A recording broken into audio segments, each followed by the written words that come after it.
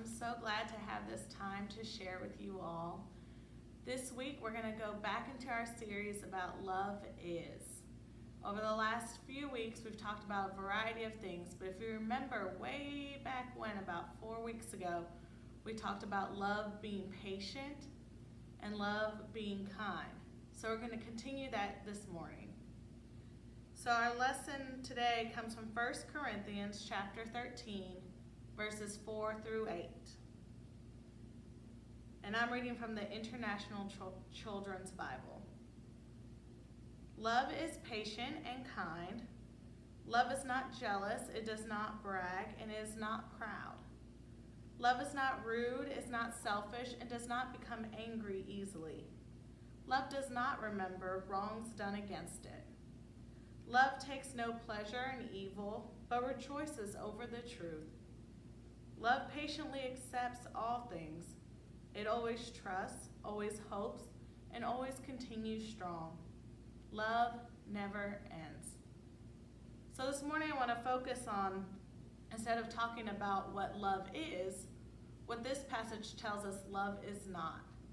So we continue with that fourth verse where it says, love is not jealous, it does not brag, and it is not proud. So I want to tell you all a story about two brothers and their father. There once was a family that had two sons. One day the younger son told his father, "I'm getting out of here. I want my share of the money you have saved for me." So his father gave half of the money to the younger son and half of it to the older son. This was a bit unusual since children didn't usually get the money until after their parent had died. The younger son eagerly packed his bags of money and he traveled far away. He spent everything having a really good time. Then he was in trouble. The country where he was living did not have enough food. Now he was out of money and food.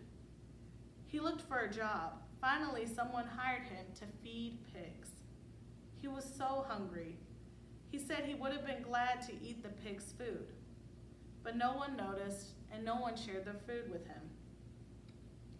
One day, the younger son said to himself, "The people who work for my father have more to eat than I do.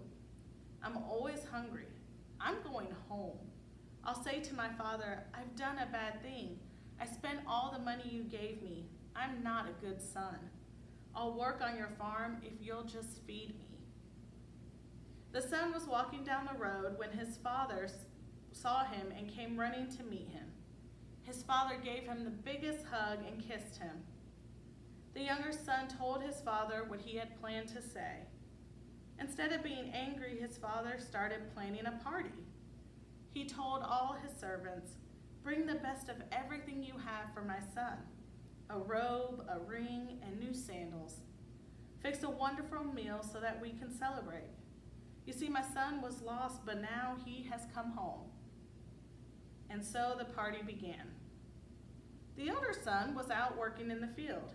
He heard the music. Moving closer, he saw the dancing and wondered, "What's going on? Why is there a party?" He hadn't even been invited. A servant told him, "Your younger brother has come back. Your father is having a party to celebrate." But no one noticed the older son wasn't at the party. No one gave him anything to eat. He walked off very angry. The older son's father saw him, and he begged his older son to return. The older son said to his father, "You're giving a party for my brother who left and lost all the money you gave him. I'm the one that stayed here with you. I worked all the time. You never had a party for me." The father said, I know you have stayed with me, but we need to celebrate. I thought your younger brother was going to be gone forever, but look, he's alive. He was lost, but not anymore." I love this story when talking about being jealous or being too proud. This story is most commonly known as the Prodigal Son. Today, I'm sharing the story with you all to show a description of two ways that this family received this son back. The father in the story showed and chose love. He could have been angry. He could have told the son to go away. He could have told the son that he was not welcomed home. But instead, he chose a smile, a big hug, and a kiss, and just said, welcome home.